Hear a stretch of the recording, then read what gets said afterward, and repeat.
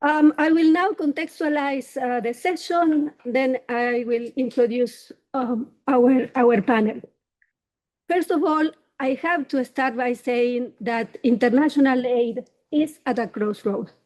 And it might seem quite obvious these days, but it's quite inevitable for us to open with this broad, a bit of a cliche reflection. Across countries, rich countries, traditionally called donors, governments are cutting their aid budgets. This includes European countries, the UK, and the US, with the closing of its development agency exactly 1 year ago. This means that across the global south, people can't drink clean water, kids can't go to school, and hospitals are closing. This is what foreign aid is and should be about. At the same time, we are seeing more resources going to security and military spending. In some cases, there has been a clear geopolitical reprioritization, and a reframing of development cooperation agenda around finding partnerships around mutual interest. These take us away from a framing of global solidarity and of historical responsibilities. This dynamic has also been reflected in concrete changes to the ODA rules. Over the past decade, a reform process led by the OECD DAC has fundamentally changed what counts as aid, so it is no longer focused on poverty reduction and the fight against inequalities in the global south. We have seen sums of money reported as ODA when they never left the borders of rich countries. And this has been to pay for the hosting of refugees. So getting to my reflections at the beginning, 2026 is a pivotal year to reflect on all this, right? After 1 year of a deep crisis of international aid. Many are questioning the value of multilateralism these days. Even the rule of law is under attack from some corners. Meanwhile, others are working to reimagine ODA that truly delivers. This event brings together civil society from the global north and south, alongside policymakers, that we are very grateful to have you here, to critically examine the direction of ODA and articulate a vision of a just, effective, and accountable system of development cooperation. Today we are, as Eurodad, launching a report called Aid, of Course, how ODA reform has left the Global South behind. You have copies of the report, the entrance. It is the first comprehensive civil society retrospective on this OECD DAC reform agenda. We will certainly hear about the main message of this report throughout the panel. Drawing lessons from this experience will be essential to inform our debate and the way forward. Now, without further ado, I will kick off the panel discussion, introducing our panel, starting from my left, Matt Simon, Senior Policy and Advocacy Officer at Eurodad, author of the report. Then, to my right, Jean van Vetter, CEO of Enabel, the Belgian Agency of International Cooperation. Once again, thank you for being with us. Then Marta Bekele, Development Transformations, is online. Thank you very much, Marta, for being with us. We know that it's later in your country than here, so we really appreciate your time and engagement with us in this event and throughout our collaborative journey. And then Ruth Haber, CEO of EU Court and board member of Concord, and alive here in Brussels. So it's grateful. We are very grateful to have you here as well. Thank you. So let's go with the panel as we initially envisioned, a discussion about the report, but also the general context on where we are with international development cooperation these days. So, Matt, the report Aid, of course, reviews the so-called ODA modernization process. Why is it relevant to review this decade-long process? What are the main findings of the report for aid quantity, quality, and governance. And if you can, in your initial remarks, looking forward, right? What is needed, what can be done to reclaim aid? Matt, over to you. Great. Yeah, thanks a lot, MJ, for the introduction. Thanks to everybody for joining us here this evening to listen, to us present this report. I have the privilege of being the one credited with writing the report, but it was a collective effort from our team with quite a lot of input from different colleagues. That some of them are on the table, other colleagues that we work with. So it's pretty well informed by a lot more expertise than just my own, which I probably don't have very much, to be honest. So just to start, I actually forgot my glasses at home. So if there's anything like at home in Spain where I live, so you can barely read my notes. So if anything comes across as particularly absurd, it's because I just misread or whatever. A note on the presentation, we were asked not to use slides or any kind of visual representation, but I will say that the report has a lot of graphs, has a lot of data. It's all evidenced. We think, hopefully, evidence, our findings are evidence. So if you like graphs, there's lots of graphs in the report, and I can even share extra graphs that didn't make the cut for the report directly. So the first question, why this report and why now? Maybe first, sort of anecdotally, for those that followed the FFP4 negotiations, a lot came up in these negotiations about the measurement of ODA and getting an accurate measure of ODA that can sort of channel flows in the right way. And we, particularly from the, let's say, the Global South, G77 countries. And so we thought this might be a good opportunity to look back at this process that sort of determined how ODA is measured and what its actual implications were in terms of how ODA is deployed to which geographies, and so on. So that was a little bit like the initial thinking behind the report. And then as we were starting to do it, I think we were, with the way that the trends are in volumes, I think kind of reinforced this idea that we should look at this. Also because, from our sort of understanding, there hasn't been a really comprehensive backward-looking analysis of ODA volumes before and after this modernization process. So that was kind of the foundation from which we were kind of launching this initiative. On a sort of more practical or let's say a realistic level, we thought, okay, this is a moment where aid is being pulled in a lot of different directions and there's a lot of demands being put on aid. After a sustained period of very inflated aid, we're witnessing massive cuts. We've seen changes to the rules of what counts as aid, and all this while it seems like crises are proliferating. And so I think this has informed a lot of the global community's kind of approach, and you've noticed that there's basically debates coming up seemingly on a weekly basis about the future of international development cooperation, the future of aid. So this was kind of our contribution to this debate in some way, a backwards looking, forward looking contribution. So I guess also to put in context that aid budgets are shrinking, major ODA providers are cutting their budgets, not just sort of the big ones, but across the board, I think, in the US and Europe. We see major cuts to ODA budgets. Next year or this year, the OECD is predicting double-digit cuts to ODA figures, sort of at an aggregate level. And then, ODA providers are taking kind of drastic measures about how they manage aid internally. The most extreme example is obviously USAID and the sort of shuttering of USAID, but I think less belligerent examples have been happening across ODA providers for many years now. So this is having major impacts on how ODA providers prioritize what they do with their ODA. At the same time, we have needs exploding. So we have obviously this existential climate crisis. You have conflict kind of cropping up all over, forcing displacement and needs there. And then one that we often talk about in Eurodad, but a growing debt crisis in the Global South. And I think we tried to appreciate that in our analysis as well.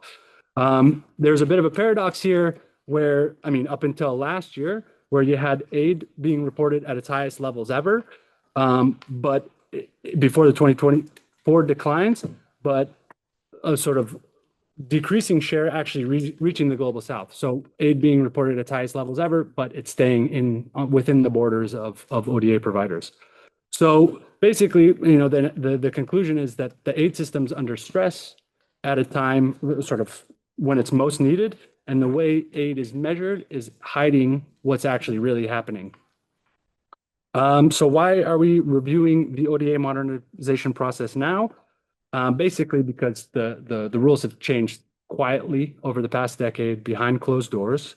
And these changes are shaping where aid goes, how it's delivered, and who benefits. Just to give a brief overview of what's actually changed, there were 5 major rule changes as part of the ODA modernization process. The most relevant, and I'll sort of list them in order of relevance from our perspective, let's say, is the introduction of the grant equivalent system.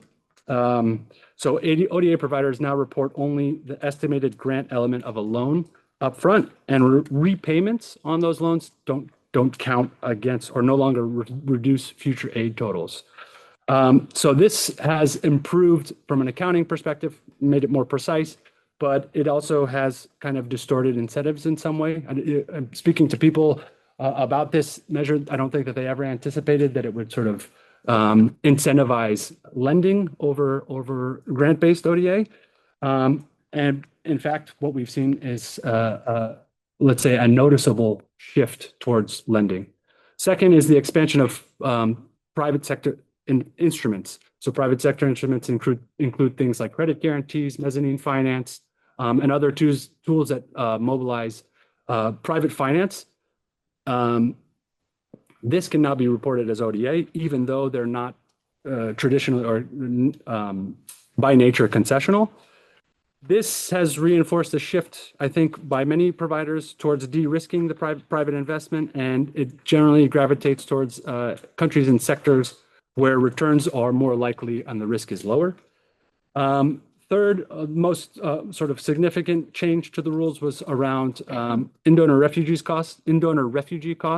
This was much more about making these rules more harmonized and clear. But I think what we realized is actually that there isn't really a standardized practice about how providers report on in-donor refugee costs. I think some providers have moratoriums on certain countries that they report IDRC for, and others don't. So there really is a lack of harmony still, and the costs have exploded since the sort of coincidentally, perhaps, since these rule changes came into effect. There was clarification on the eligibility of peace and security costs. We focused a little bit less on this because the changes in volumes were a bit negligible. And then finally, there was changes on how debt relief could be reported under the new grant equivalent system. So individually, I think what we concluded is that each of these changes sounded sort of like technical adjustments when they were happening, but together they've kind of shifted the logic that underpins ODA. It's basically, in practice, moved in some ways away from grants, away from the poorest countries, and toward instruments and expenditures that are more closely aligned with providers' interests than the interests of countries in the global south. What we did in this report, so we looked at data from, I'm gonna have to speed up a bit here, data from 2010 to 2024, so a 15-year period, before and after the grant equivalent measure came into, or before the modernization process started. We looked at the aggregate trends, but we also tried to nuance this by analysis, examining data points, the same data points among what I call the big 6 providers. So US, UK, Japan, Germany, France, and the EU institutions. It was an important part of analysis just to try to corroborate some of our broader findings. We looked at 3 components. We looked at aid quantity and allocations, trends in volumes and allocations, both sort of through which modalities and different geographies. We looked at aid quality, looking at the sort of effectiveness monitoring framework, but we also looked at aid delivered through tied aid, through budget support, and through country programmable aid, or measured as country programmable aid, to try to get an idea of whether or not it had any impact on these types of things. And finally, we looked at aid governance. Actually, we looked at aid governance first by trying to analyze the process and how they came to these rules. but it was sort of the point of emphasis for our research. So what we found was, our main conclusion that indeed ODA has been reshaped in ways that align more with ODA providers' interests than with the sort of stated mandate of economic development in developing countries. And I think that we can see this taking shape and how, even things like the Global Gateway are being constructed. The drift is not abstract. It actually shows up in how much aid really actually ends up in countries who it goes to and how it is delivered, and also who gets to decide the rules. So at first glance on aid quantity, aid looks bigger, but when we look more closely at the figures being counted, it's a different story emerges. Aid figures have been inflated, obviously, by in-donor refugee costs, but also other things in the sort of period that we looked at, like there was this moment of counting in excess vaccine donations as ODA. And now we're likely going to see a trend where, perhaps previously non-concessional flows will be inflating ODA more. We saw that a striking point was that more ODA was in 2022 and 2023, more ODA was spent on in-donor refugee costs than was spent in least developed countries. So that was a really, really interesting data point, and one that sort of really hammered home the thesis that we were coming with. So the headline is that ODA figure is increasingly disconnected from the volume of real development finance available to countries. The second trend we saw was that aid is shifting from grants to loans. This means the nature of aid itself is changing. Basically, the trend that we saw peaked in 2023 when loans accounted for nearly 12% of total ODA, compared to 7% when the grant equivalent measure was actually introduced. So that's a 5% shift, which statistically, I don't know if it's significant or not, but that is about 10 billion US in difference, right? The important point is that it's not limited to better off countries, like middle income countries. It is also noticeable in least developed countries. And even the OECD's own analysis suggests that there's more loans and on harder terms. And I think we have a very clear example. We looked at sort of a few case studies. Case of Bangladesh in 2010 was receiving about 10% of its ODA in loans, and by 2024 was receiving more than 60% of its ODA in loans. Let me see. On aid allocation, where it's going, it's moving away from poorest countries. We saw in 2010, LDCs received over 20% of the total share of ODA, and now in 2021, it had dropped. By 2021, it had dropped to 13%. So we see a shift in geographical allocations now. And I'm trying to skip ahead here because we're running low on time. On aid quality, I think what we've noticed is that it's becoming less developmental and more transactional. So there's been a growing emphasis on the use of private sector instruments, on loans, et cetera, and not using the sort of tried and tested means that we've heard in these negotiations most recently that the partners in the Global South prefer. So budget support, things that can count as country programmable aid. So this is quite a notable change over the period we analyzed. It was in 2023, 2024, actually propped up in some ways by support to Ukraine, which actually gave us this impression that actually when ODA providers do want to use these means, when they do want to use budget support, when country programmable aid it can be made available, they will. So indeed, this is a market shift during the period we analyzed. And then finally, on governance, we basically concluded through our analysis that these decisions were made all behind sort of closed doors with very limited input from countries in the Global South. So the whole ODA modernization process, which was carried out at the OECD, basically had no scope for input from outside. And so countries in the global south that have limited voice shaping the new rules are the ones that are going to experience the consequences sort of most profoundly. So, okay, what now? How do we reclaim aid?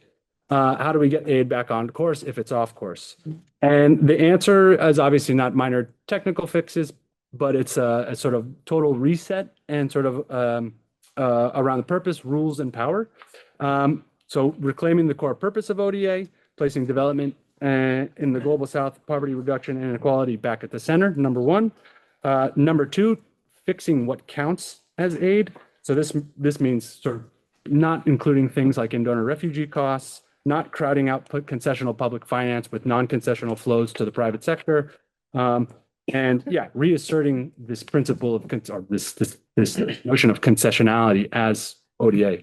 The third thing, obviously, goes back to quality and aid effectiveness, delivering ODA in ways that that the countries in the global south want to receive it, not ways that are for the benefit of the countries providing it. And then finally, the question of aid governance and democratizing aid governance. OECD is a very exclusive organization. It has its sort of value added in certain ways, but determining rules around, let's say, global public goods is not one of them.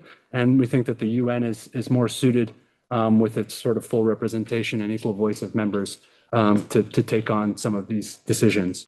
So I would close by saying aid is not failing because the needs are too big, but it's being driven off course because the rules and the incentives have been changed. And reclaiming aid means putting sort of solidarity, justice, and support for those furthest behind back at the center. Thank you. Sorry. Thank you very much, Matt, for a very thorough presentation of what the report is about. Colleagues can read more in the report. And this is, as you said, our offer to this debate, which is an ongoing debate, which is a debate that will not stop today for sure, and a debate that did not start today either. So now we want to hear from Jen. Why is this a crunch time for aid? We don't want necessarily to hear your reflections on the report only. If you do have them, these are obviously very welcome, but we do want to get a very broad question to you to frame the conversation with you on what Belgium can do to reimagine ODA that truly delivers. Belgium was part of the conversations towards the FFD4 conference in Sevilla last year. So you were exposed to all these conversations. You are a member of the OECD DAC, in which some of these decisions were made. It would be great to hear your reflections in early 2026. Okay. Well, first of all, thank you very much for inviting me here. And I see a few faces I know, so it's great to be here. And thank you for this great report. Just to be clear, I'm not speaking on behalf of the Belgian government. Enable is the implementing agency of the government. Of course, but it's more the Ministry of Foreign Affairs who is in charge of policy making. So what I will say is more our view as Enable, the Belgian Agency for International Cooperation, and how we see the ecosystem evolving. We currently have the co-presidency of the Practitioners Network, which is the 27 development agencies of the EU, including GIZ, Expertise France, SIDA from Sweden, and where we have a lot of debate. So I express, I would say tonight, more my personal point of view than an official point of view of Belgium. But it's obviously linked, and what I will say is in line with the reflection we have with the Ministry of Foreign Affairs. First thing I want to say, and I agree with Matt, it's a paradox we are living in. The needs are enormous. Populations are growing, especially in Africa. The number of crises is growing, and yet we have most of governments cutting international aid budget. And I think we made a huge strategic mistake, and that's what I've been saying for the last year for those who follow me. And I think it would be a mistake to think it's only the US and the end of USA. It started in Europe much before. And it's not only the right-wing parties, it's also left-wing parties cutting international aid. Look at what happened in the UK recently. So I think it would be a total mistake to blame the US or to blame right-wing parties only. Of course, we can blame them, but we can blame all of us for that. It's because it's something, a mistake I hear. It's because of Trump. No, it started here in Europe much before. And I will be a bit controversial here, but I think we are collectively partly responsible for that. I think we created an industry, and I'm using this word on purpose because I know many people will not like the work of industry, but aid of ODA became an industry with a lot of, and you mentioned OECD, a lot of rules, a lot of ways of doing, and a lot of resistance to change as well. And for me, the first thing that needs to be done is indeed a reform of the OECD DAC, and which is, as you mentioned, Matt, a club of rich countries defining the rules that should apply internationally. I think another thing we need to change is the concept of global south and global north. The way international aid was conceived by traditional north countries developing program to help the South, I think it does no longer fit with today's world because the dichotomy is much less clear than before. You have pockets of poverty in different parts of the world and pockets of wealth as well, including in Africa. Another mistake we do is to think that the money is the problem. No, there is plenty of money in this world. The problem is the way it is allocated. Just before coming here, I was challenged by colleagues at Enable because I was in Davos last week, and some people ask, okay, why the head of a development agency goes to Davos?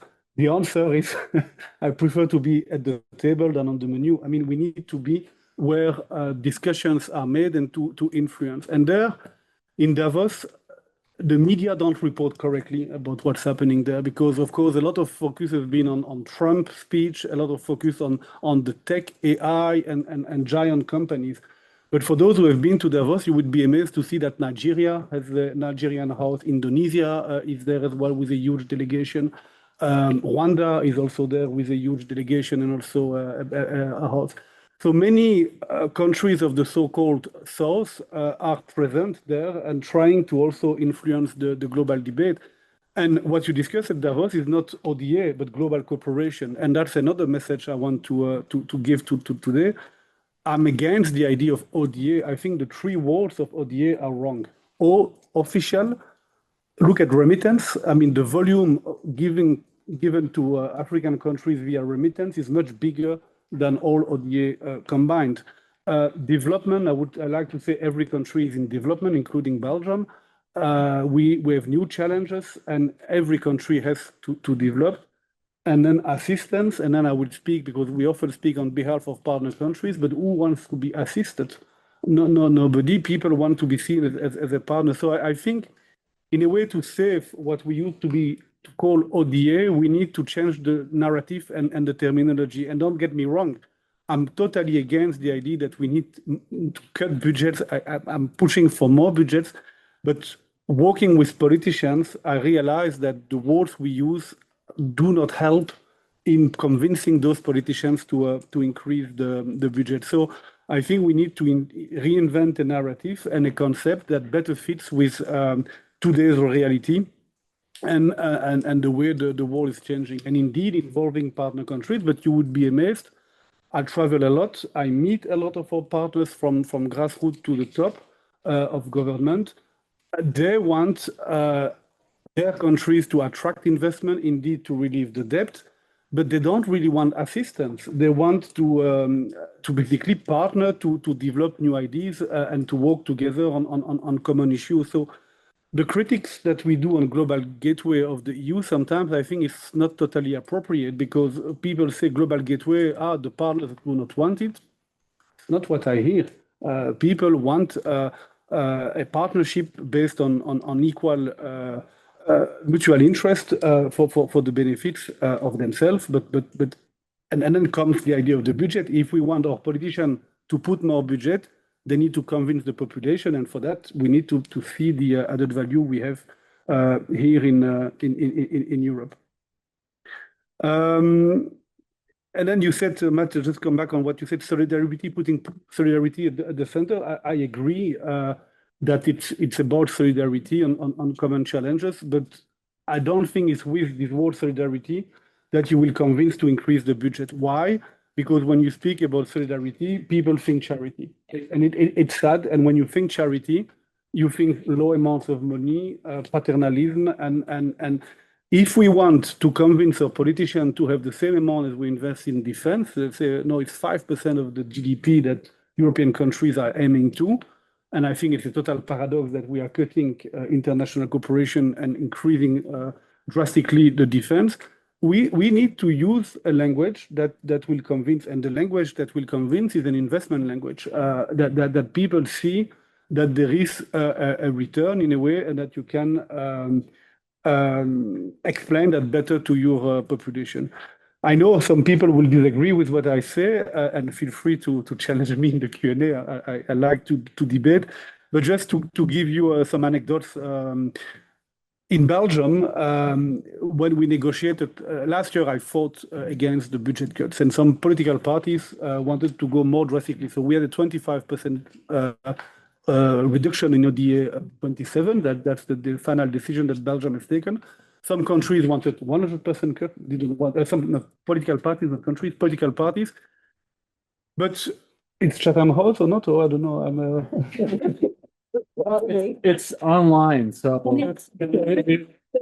there's people on. I will not name the political parties, but some parties you would think that would defend international cooperation were also okay to cut it, and did not really fight to have no reduction. So it was not a blockage. If you had 25% of the health budget or 25% education budget cut in your country, that would be a political blockage for some. Here it was not. So it shows as well that it's difficult to convince. So I want to end on a positive note. As I said, the money is there in the world. There are lots of non-traditional, non-usual suspects that want to integrate the international cooperation system. And we need to make the system more open. It means changing some of the rules of the games, to involve those partners and to work with them. When I say China, people say, oh, China, we cannot work. Why not? China is doing a lot of good things as well and changing the way they do things. Middle East, they are also more and more involved internationally. Why don't we cooperate with the Middle East, who have financial means and the willingness to invest? Large foundations as well. Just give you an example, in Davos last week, I was approached by somebody from Singapore, out of the blue, coming to us and say, you know, Singapore, we're not really playing on these international games in Africa, but we want to do more. We have a lot of resources. How can we work with you guys?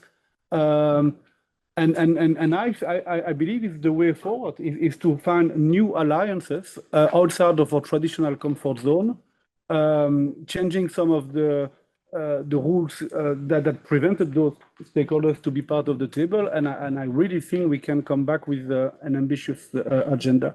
Then the last word on the aid reform and the effectiveness, as you mentioned. Yes, we need to do better. Just give you an example again from today. Belgium will do an evaluation of its health, its investment in improving health systems abroad. The time frame for the evaluation is 1 year and a half. 1 year and a half. It's too long. I mean, we also need to be more agile and decomplexify our work. That's what we have done at Enable. So no, I'm asking when we present before a country program at Enable would be 100-page indicators list, too complicated. When you ask what are the results you achieved, it depends. I need to analyze this. And then you don't give a straight answer. So we really need to improve the way also we communicate and show our impact. And I'm sure it will bring back the ODA. So I'm positive. I think that if we do that, honestly, money will get back, and it's needed.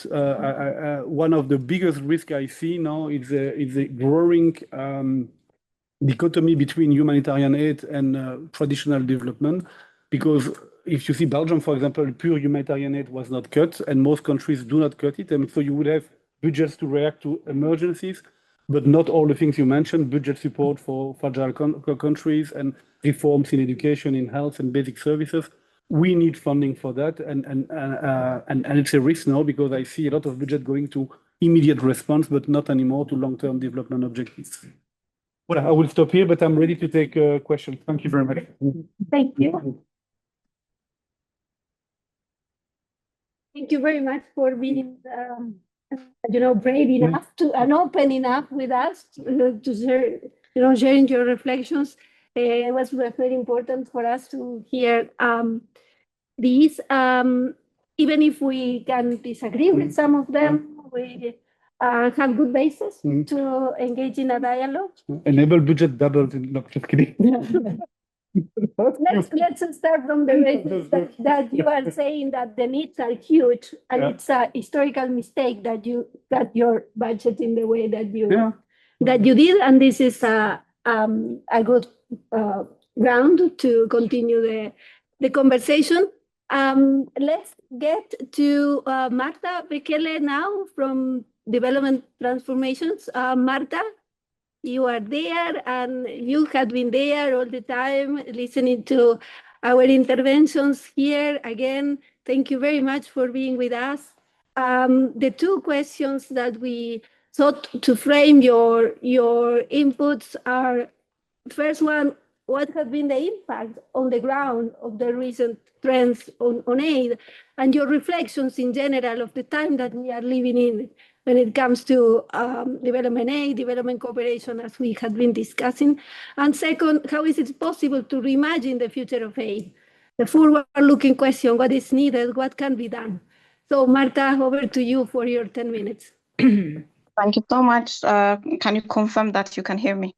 Yes. I have two devices. Good. Fantastic. Awesome.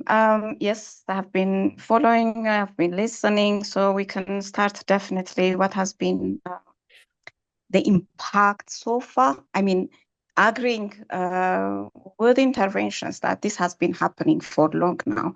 We had a chance to look at data actually between 2005 and 2024. We looked at 20 years of ODA to Africa.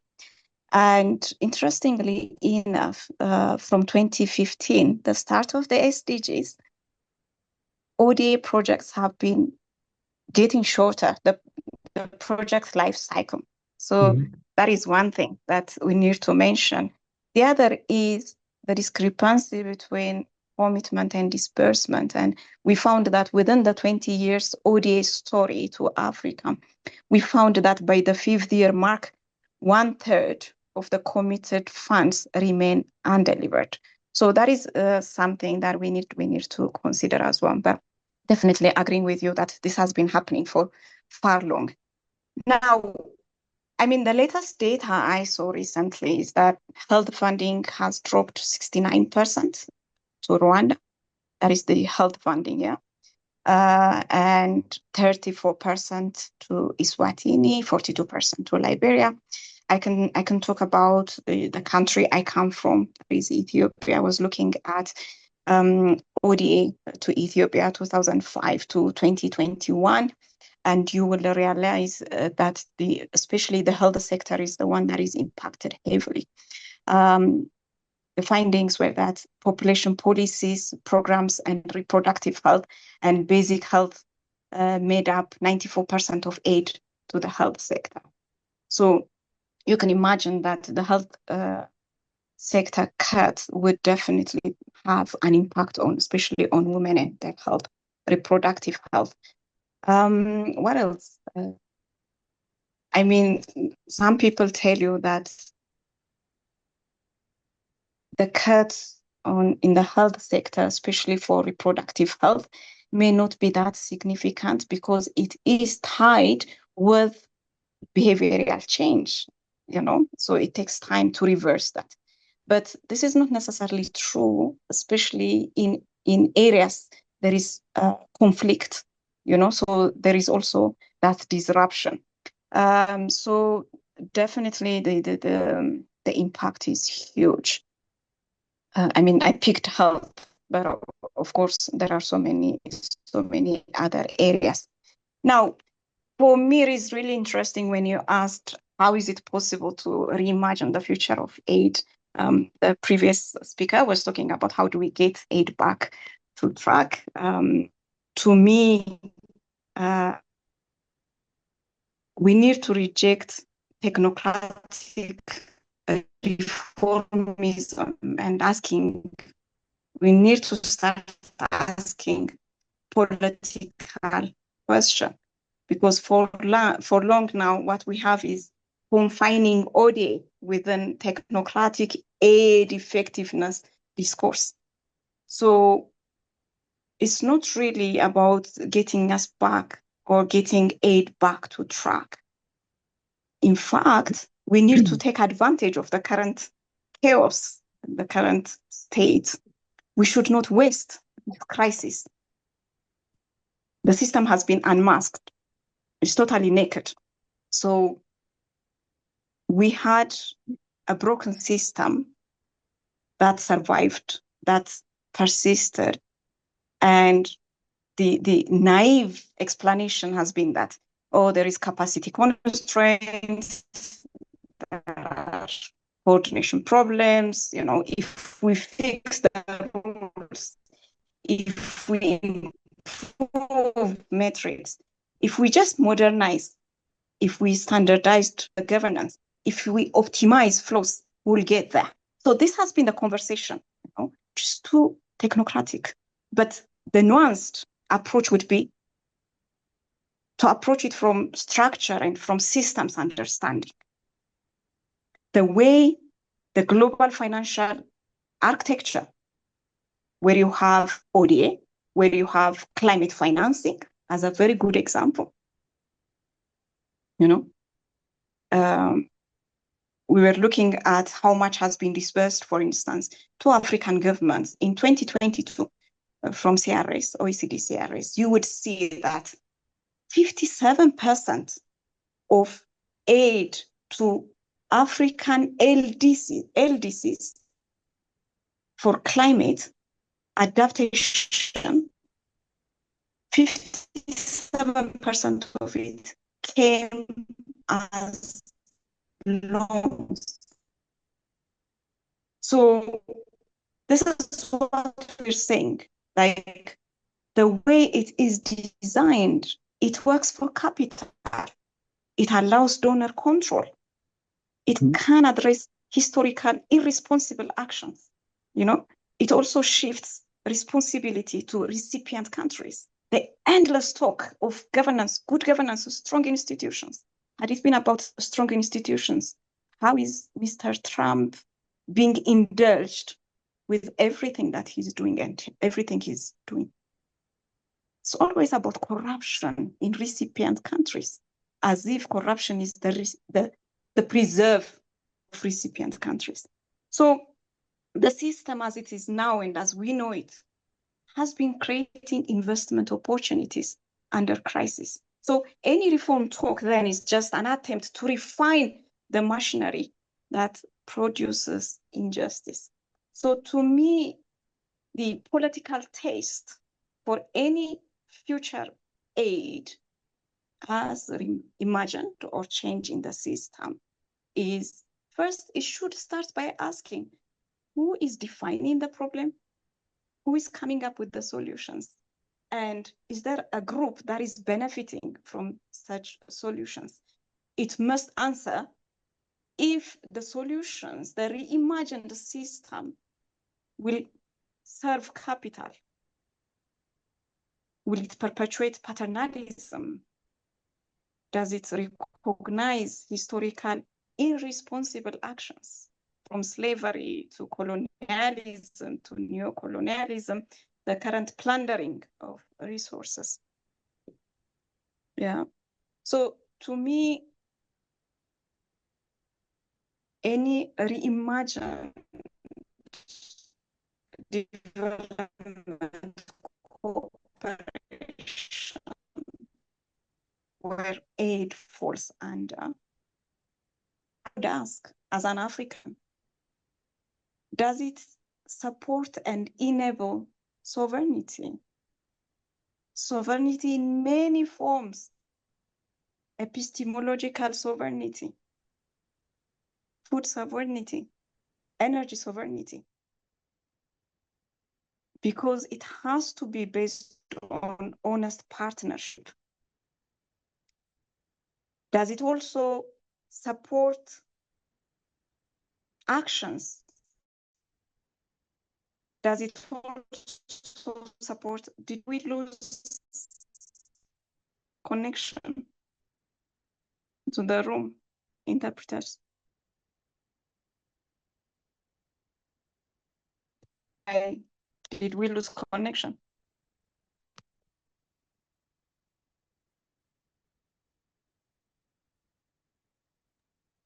Marta? Yes. Yes, I was asking if we lost connection. Are we okay? Yes, we can hear you again. Try again, please. Yes, I was There saying was a something. problem. Yes, there was a problem with the connection, but even before the connection stopped, Yeah. it was difficult to hear your last 2 or 3 sentences. Maybe you Okay, can so get back to your point on sovereignty and you can close with your reflections around that. definitely. So what I was saying is that, the sovereignty, you've heard me, honest partnership in terms of, rejecting false solutions. Yeah. What I'm trying to say is that any development cooperation, including aid, when we reimagine it, we're not looking forward to restoring what has been there. We're, as Matt said, it's a reset, it's an overhaul that we are expecting. We should not waste this crisis, Can we build a cooperation that respects national, political, social cohesion, community values, our indigenous knowledge, practices, economic priorities, It has been used, aid has been used to create parallel institutions, mechanisms, even as a political entry point, It has been used to definitely deindustrialize Africa in the 1980s and 1990s through the SAPs.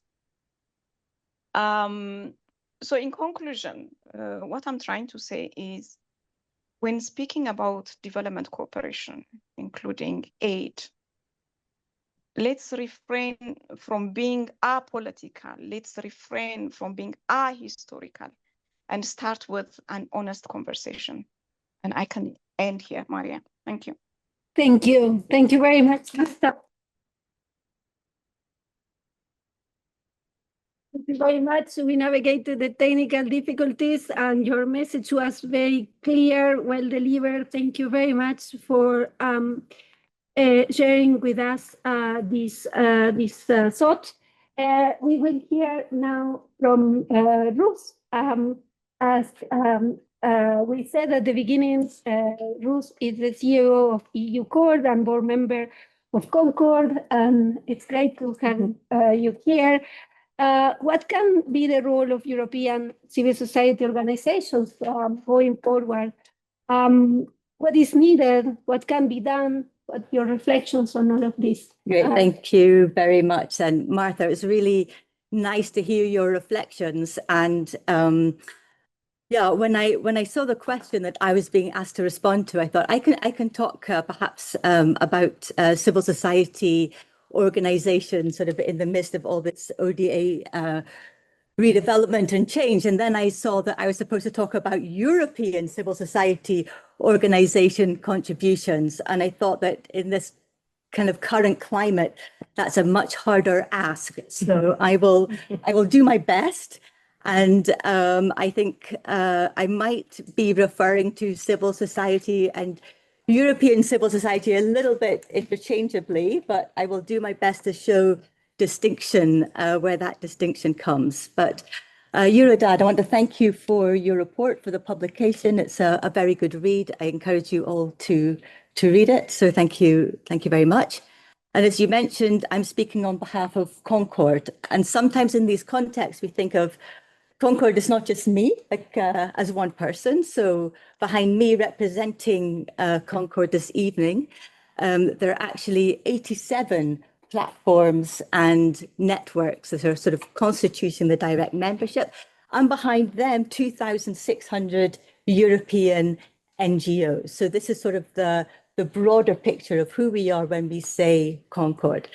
But beyond that, Concord itself is working closely with partner civil society networks in the Arab region, in Latin America and the Caribbean, in West and Central Africa, and I'm sure that there are more. And this matters because Concord is a European network, but our policy and advocacy work is increasingly informed by dialogue with global civil society partners. And we see that engagement as essential if our work, including on ODA governance, is going to be legitimate and inclusive. The report shows that the integrity and purpose of ODA is being stretched, and you articulated that very clearly for us.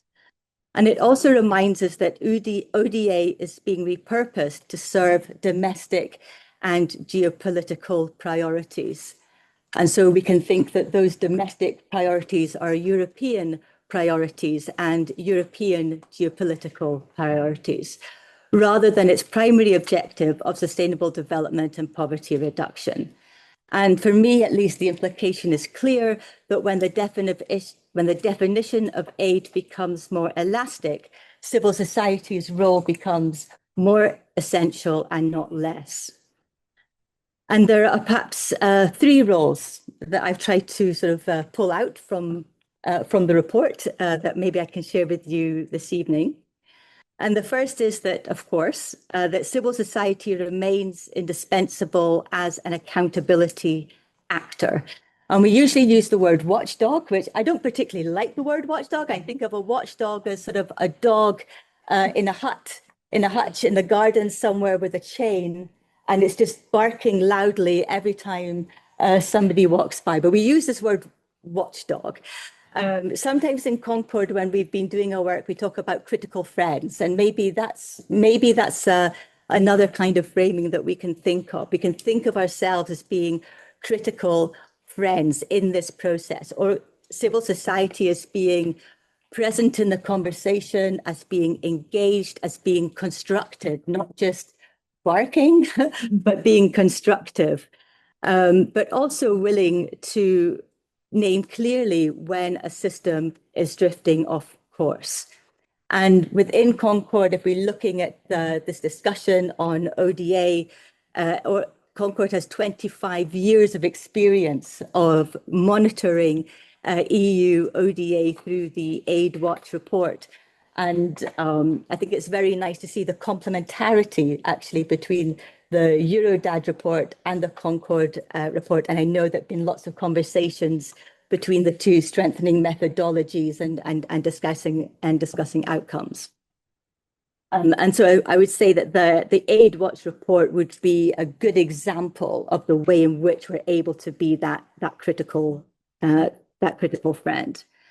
And it's not to say that being a critical friend is weaker than being a watchdog. So we need to play stronger roles as being critical friends, asking for transparency, challenging distortions, and defending the core purpose of ODA. But our role as civil society doesn't stop at that critique, and there's perhaps a more imaginative role that civil society can play, and a role that I think Martha was alluding to, which is that civil society can be seen as creative and experienced actors who can help to reimagine the future of development cooperation.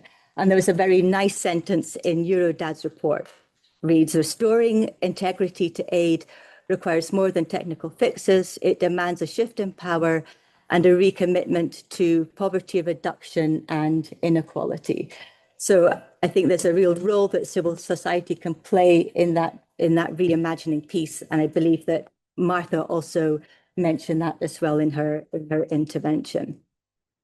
And here the implication is that civil society is not only needed to point out what is going wrong, but also to articulate what a fairer system could look like. And we have many Concord colleagues in the room today, and I think that we still have some sessions in our week of meetings where actually we're being asked to think and be imaginative and be creative to imagine this future. So it's nice to sort of to see the reflections I have in this intervention are actually going to be played out in our context over the next couple of days.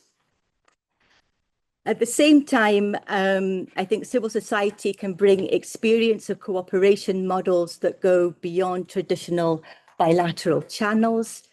There are examples of South-South cooperation, locally led development approaches, and varying partnerships that don't reinforce old hierarchies. And I think civil society actors are working in new and imaginative ways, peer learning between partner countries, different forms of partnership, different models of working. And I think that in this practice, we're recognizing that solutions and expertise are not owned only by donors, but are often generated within and between partner countries themselves, with others playing a supporting rather than a directing role. And in this context, we might also talk about the sort of essential nature of local-led development. And I think the question for us as civil society is that how do we create more space for genuine local leadership, not just as implementers, but also as agenda setters. Many of our members are rethinking their roles and models in light of funding cuts and broader pressures. And this moment requires civil society not only to defend space, but also to innovate and shape what comes next. And Martha talked about this is a crisis moment, but how can we use that crisis moment to change and to change something for the better? And maybe the third role I want to bring to the table is the role of civil society as conveners. And for Concord, this is an area where we would like to strengthen our contribution going forward. So beyond analysis and accountability, we see an increasing need to create space in Europe and with global partners for dialogue, for problem solving, and for this collective reimagining of the system. And maybe, Paul, that's a little bit, I think you were alluding to this as well, of the need to bring different actors together and to extend those partnerships and to extend who we dialogue with. And I think that this, at least for Concord, this is a role that we would like to step into more and more. And those stakeholders are likely to include the private sector and other non-traditional development actors. So this is a shift for us. And this is something, I think, how we make the shift and how far we go is something that we still need to explore. But I think it's part of how we see a role for Concord in the future. So it's perhaps a subtle shift, but I think it is an important one. But we're not stepping away from accountability, but we're just complementing it with a new and different kind of engagement. So there are things which European civil society can do, but there are also things which European civil society cannot do. And I'm going to scroll to the bottom. So I'm going to focus on the not do because I think I've focused a bit on what we can do, except I should mention the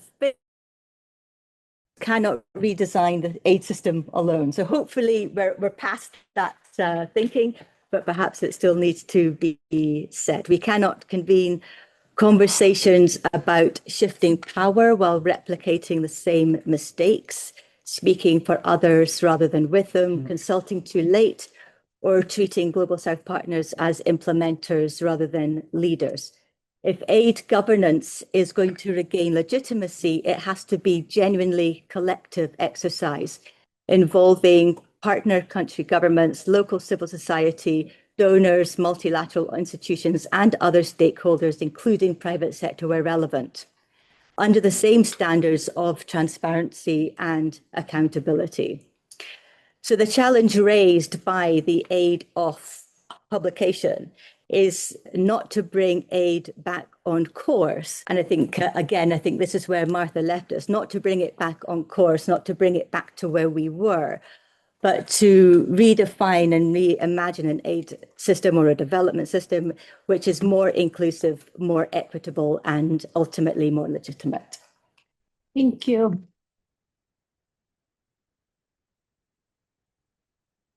Very much.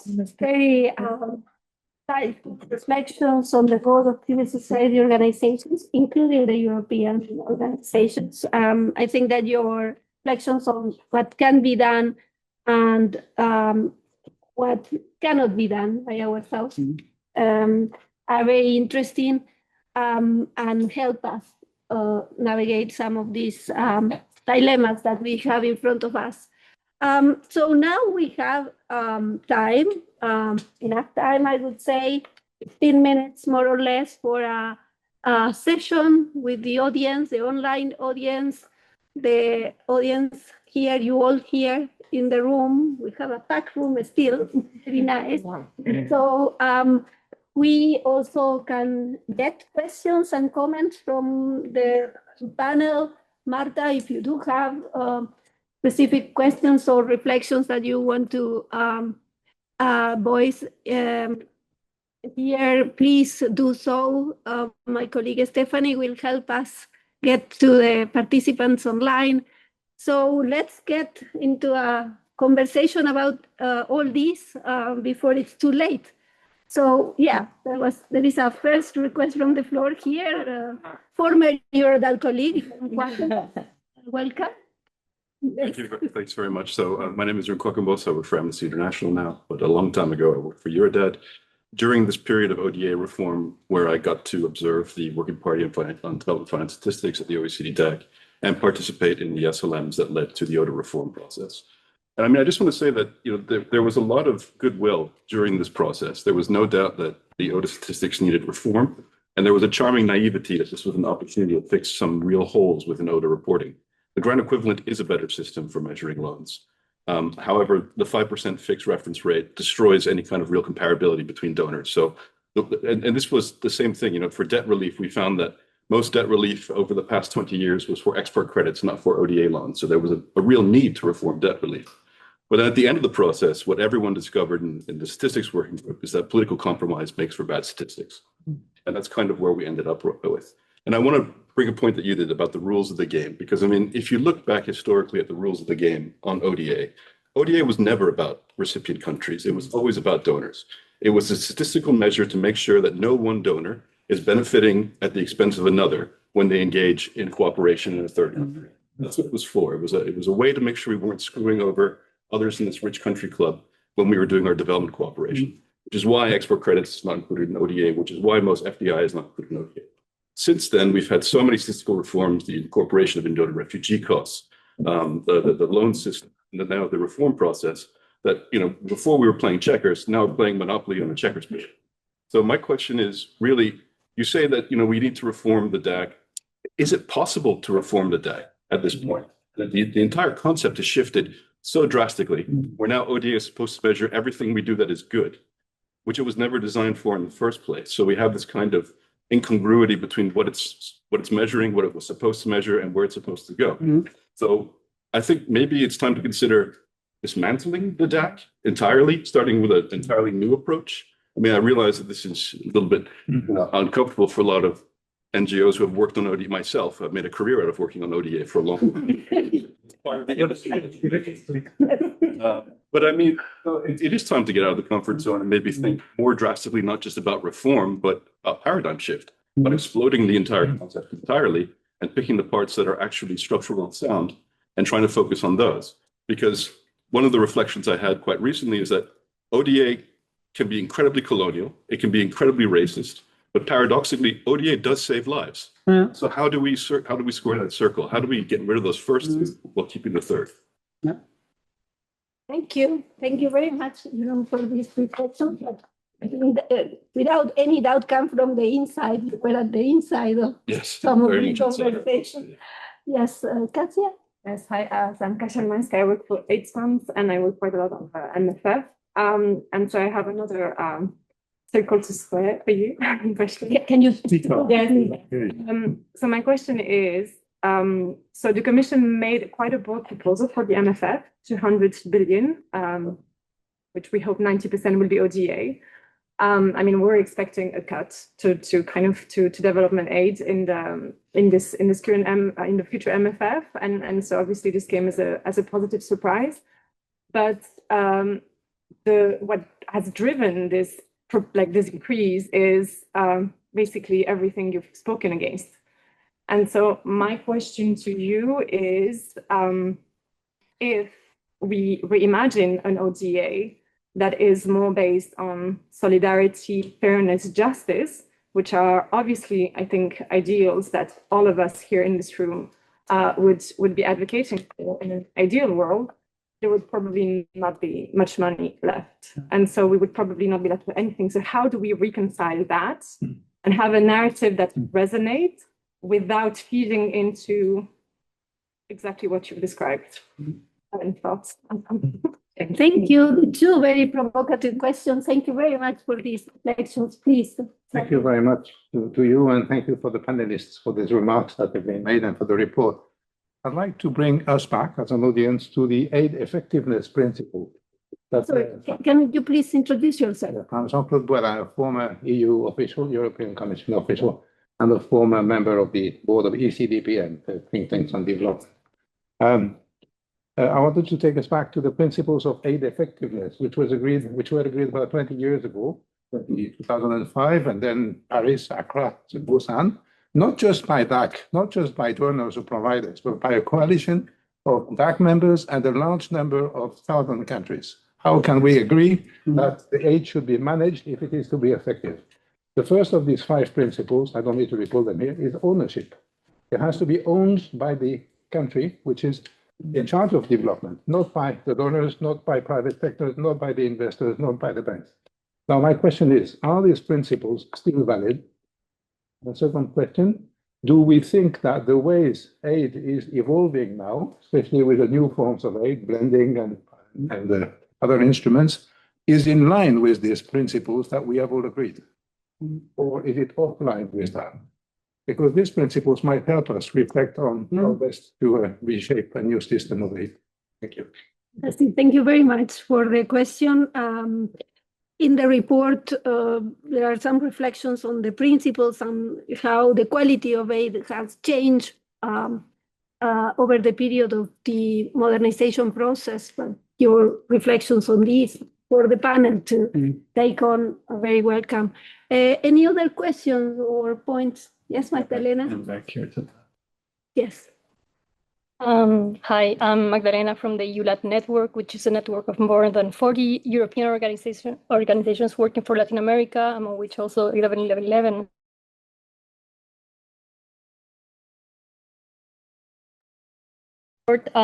I have one short comment and a question. It's very refreshing to listen to talking about the elephant in the room, right? That development aid in general has always been also about maintaining power imbalances and North countries' interests.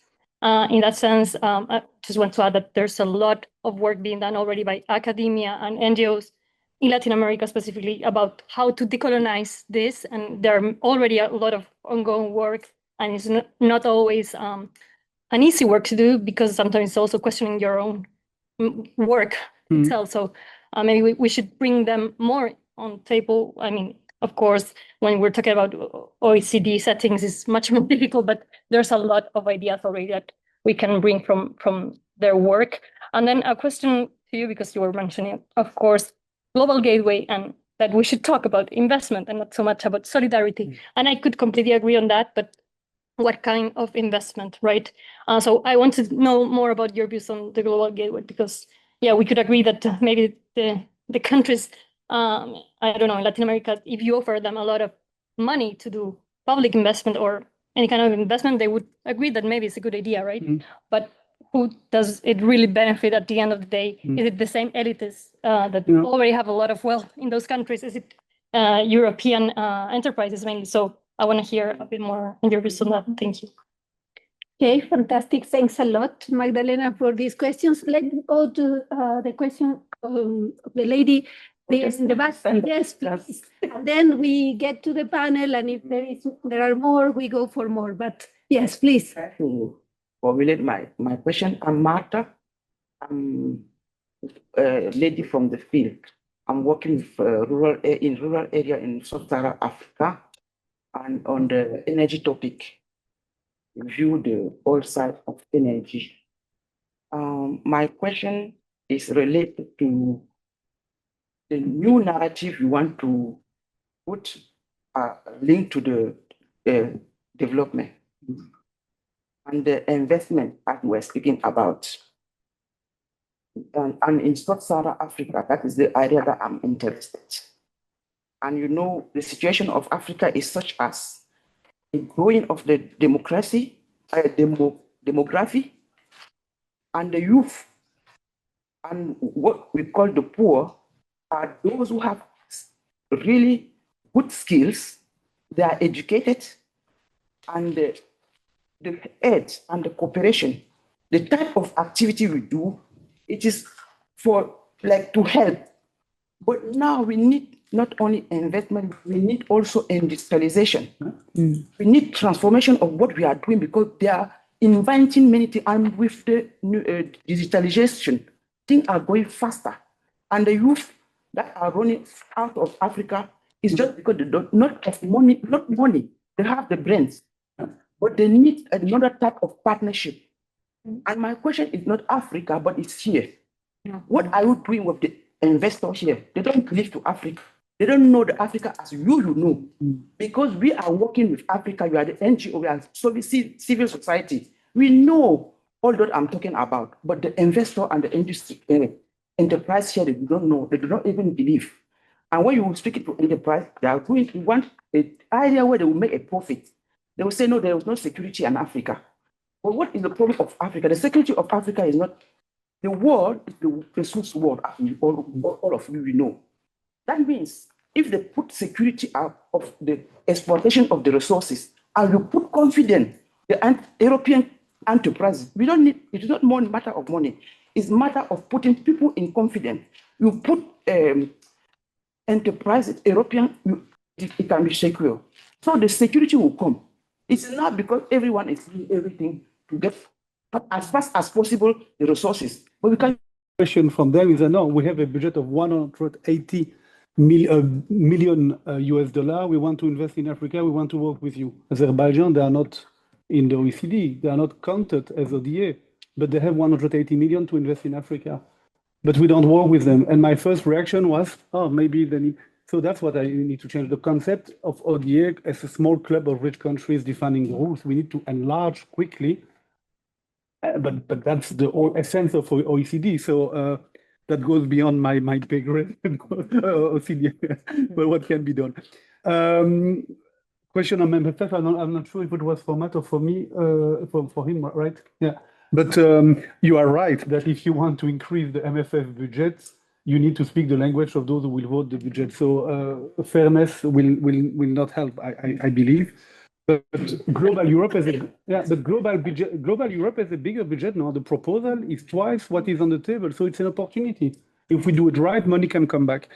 Aid effectiveness, ownership. You are perfectly right. For me, the 5 principles are still very valid. And the first thing is linked to your question and to your question as well about ownership. What I do when I read an enabled document, I change Belgium by Singapore or by China, and the partner country by Belgium. And you immediately see if it fits. And another example I use is Charleroi. which is a city in Belgium which has 20% unemployment rate. Imagine you have two agencies coming, the Chinese development agencies and the Korean development agencies, going to Charleroi, speak to Thomas Dermin, the mayor, and one says, you know, Charleroi, your governance is very bad. It's corrupted here. You cannot manage your public finance, and you didn't manage your reconversion. We will help you by training and by giving you a few hundred, 10 million euro, and we will change the governance in Charleroi, and we will help you. And then the Chinese come and say, oh, you have Caterpillar form a factory. We will there invest and make electric car factory. There we will, you have biotech, and we will do joint ventures with biotech technology that we have with the one only providing technical assistance, or would you take the one providing you the full package? And then you have your answer to your question. Basically, we need to have a much more holistic approach, combining what we are good at and what NGOs do very well, governance, technical assistance, improving social norms, etc. But we need to come as well with an investment package because that's what our partner countries and ownership will come from that. My dream, one of the time I was the most proud in my career was recently the Africa Climate Summit in Addis Ababa, where we provided technical assistance for the organization of the summit. And we help countries who are not good in attracting climate finance to attract. And so it's discreet, we're not visible, but we have people working with a few African countries to work with them to attract climate finance. Ownership is obviously them. The finance doesn't come to us, but to them. And we help them to navigate all those complex climate finance mechanisms, a lot of money available that goes only to a few limited countries or to UN agencies, but not enough to the countries themselves. And that's where ownership comes, is when you basically, along with your partner, work with them to attract finance that doesn't go to you, but to the partner. Voila, and so I fully agree with you. We need to help to work with countries to attract investment, and that's the direction Enable is taking, being more like a project preparation facility, working with partners to attract additional finance and using ODA classical money as a seed funding with grants to support those countries to be better prepared in a world which is aggressive, brutal, and indeed unequal. And don't get me wrong, we need solidarity. We need a better distribution of resources, and we need indeed to stop those billionaires making too much money.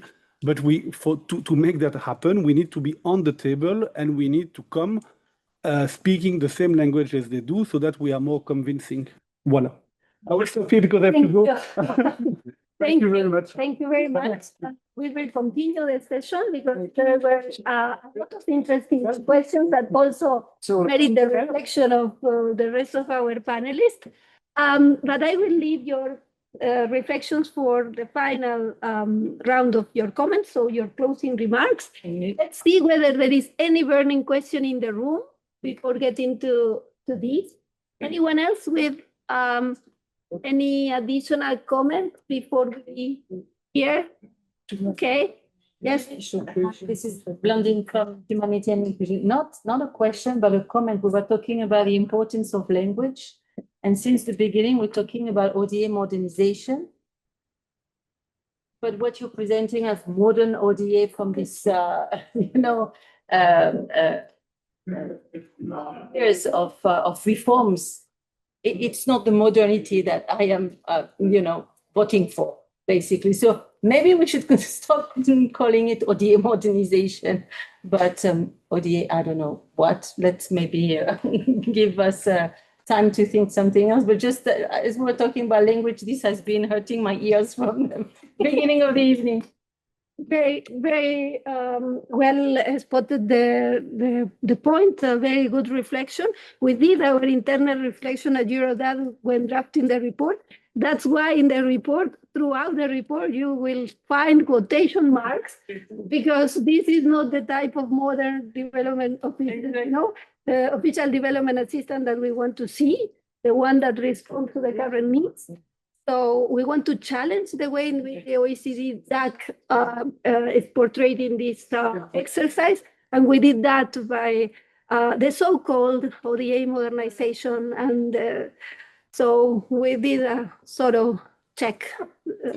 If you find modernization without quotations, just call us, because we are on the same boat.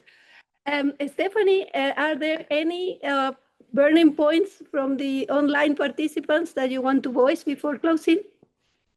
Maybe from the Q&A box, just how could, in the future of ODA, how could the involvement of recipient countries be imagined to be more equitable and more symmetrical?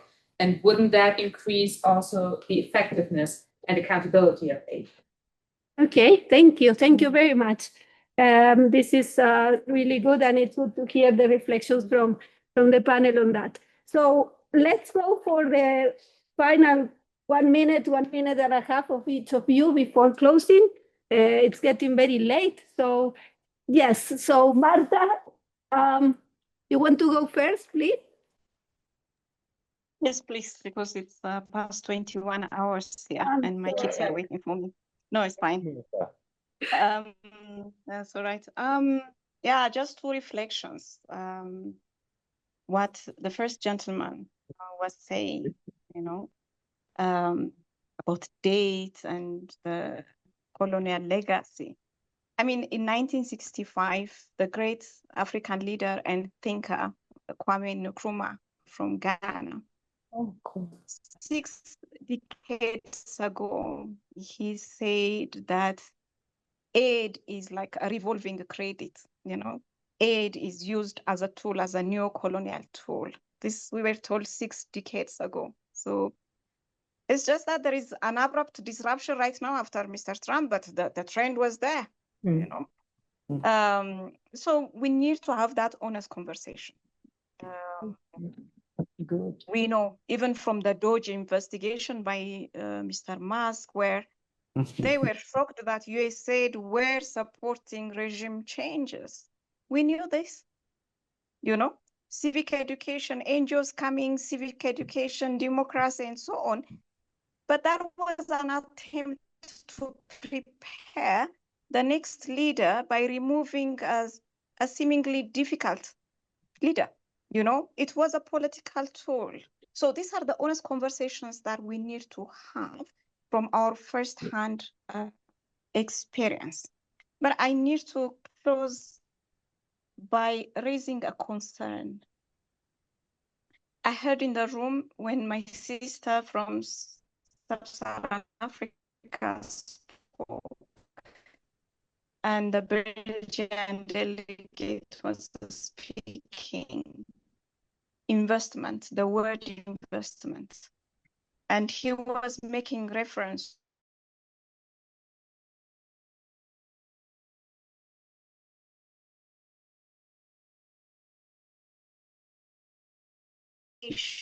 commodification of water, commodification of healthcare, commodification of land, commodification of forests, trees, now commodification of even the atmosphere.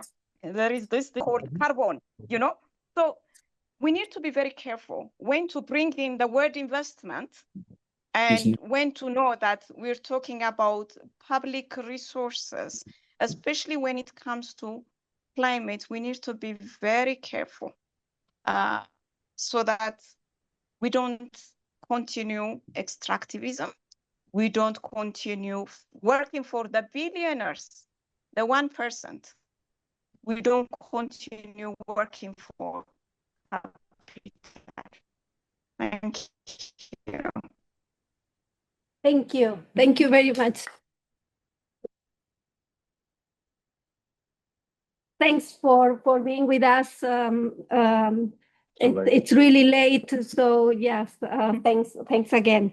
So let's go to Ruth, your closing remarks, your reflections on the questions. So there is a lot, but I will be very short because I think that the discussions like this and indeed the things that I had to say, they're talking about anything that requires thinking or reimagination or reimagining something, recreating something. This takes time, it takes resources, it takes people, it takes more time.